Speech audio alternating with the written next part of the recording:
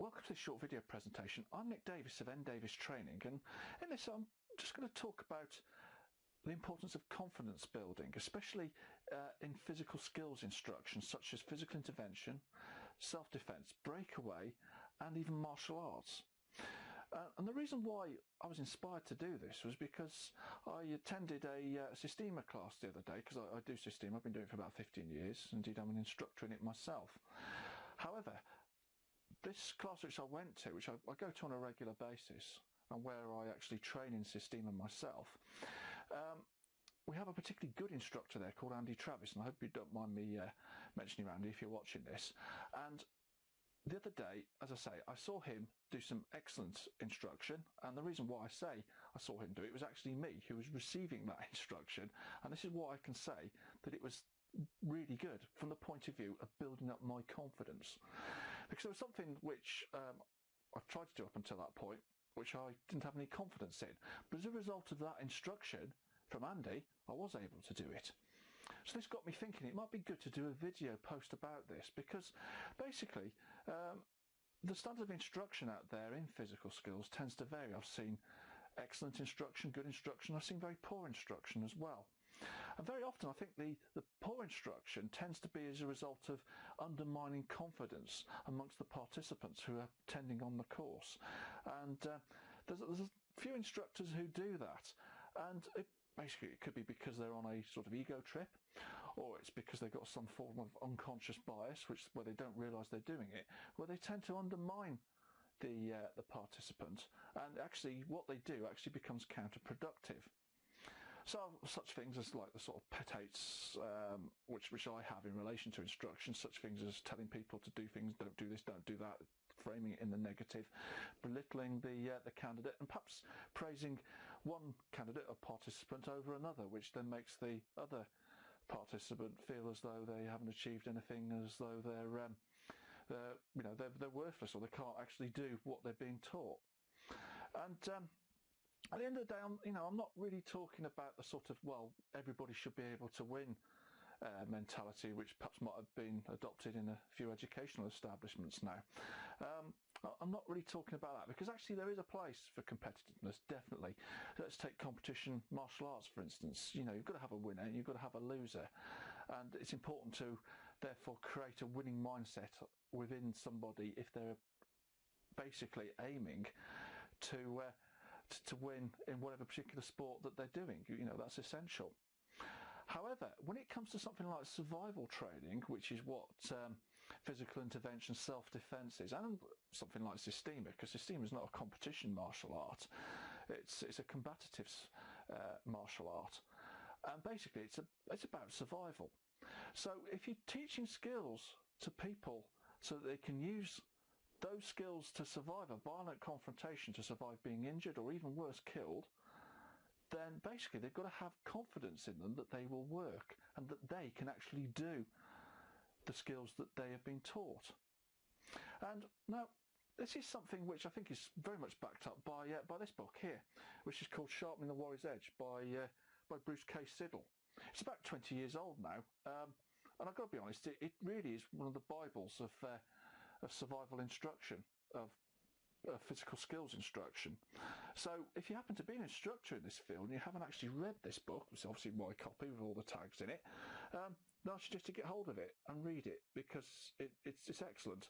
Indeed, there will be a link on my website for this, so if you want to go to my website from here and check that out, there'll be a link to it on Amazon if you want to buy a copy yourself.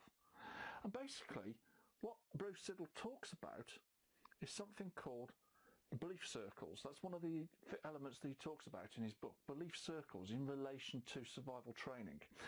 He talks about, basically it's like a sort of concentric circle approach, and he talks about the faith system, belief in mission and value of life being important to using or learning and using survival skills. But at the very centre is confidence.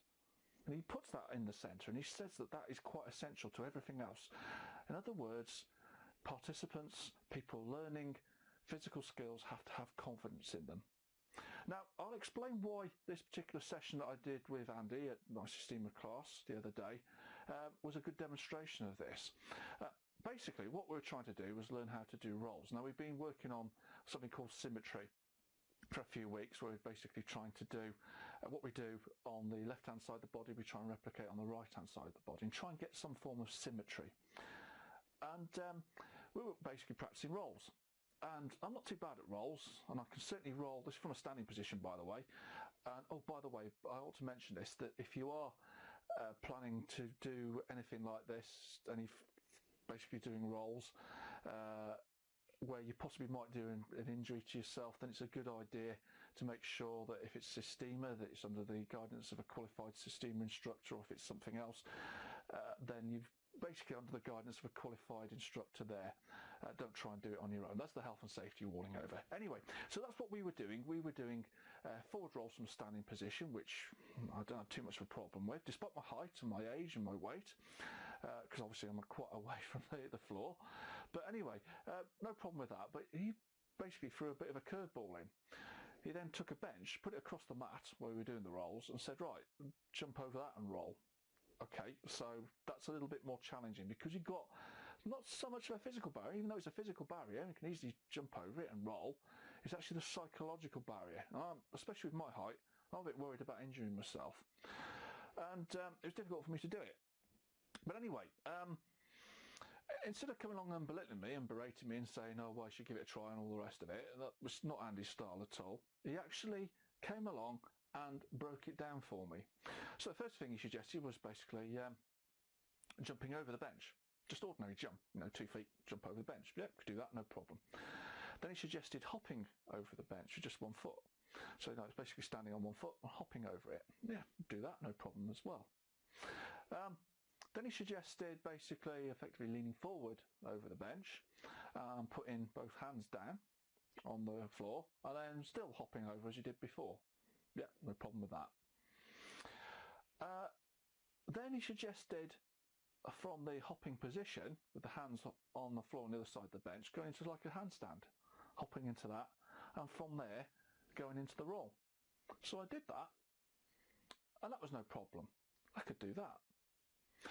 Then it started to develop a little bit more, where we're literally just hopping from that position on the one side of the bench into the handstand and into the roll. So it became a bit more fluid, and eventually I was able to sort of, from the standing position, hop into the handstand, roll, no problem. And I must admit, I surprised myself, not just myself, of course, other people are watching were quite surprised as well. And this helped to build up my confidence, and soon I was able to do the full technique. And basically, what Andy had done is he'd broken the whole thing down into threes, which is what, as I say, Bruce Siddle talks about in his book, which basically he says, give it a beginning, give it a middle, and give it an end. So the beginning was basically, in this case, was basically to learn, the jumping, hopping, jumping, etc., etc. The middle bit was going into the handstand and going to the roll from there. And the end was basically to do the whole thing. And that really worked for me, because that basically gave me the confidence. And I realised that I could do it without possibly causing any severe injury to myself. So, could I do that next time when I go back? Well, it'd be interesting to see. Maybe I can, maybe I can't. But certainly I'll have a framework, which is what Andy created for me. The framework to be able to work on that and to be able to do the same thing again. And this is why I thought it was good instruction, because it followed the principles which are laid out by Siddle, broke it down into threes, and built up confidence within myself. I was able to visualise what I was doing as well, just by breaking it down. So there we go, that's it. So that's the approach to take. We're looking to build confidence in participants, not undermine it. We want them to have confidence in the skills that they learn so they can actually use them. So anyway, if you found that interesting, excellent. If there's anything you'd particularly like to know about, or anything you'd like to get in touch with me about in relation to all the stuff that we've done on the videos that we put on the channel and on the website, then by all means get in touch. And say if there's anything else I can assist you with, please feel free. You can actually get me on mail@nicholas-davis.com. Be very happy to get in touch and exchange some information. So that's about it really. Thank you very much for watching, and I'll see you in the next video.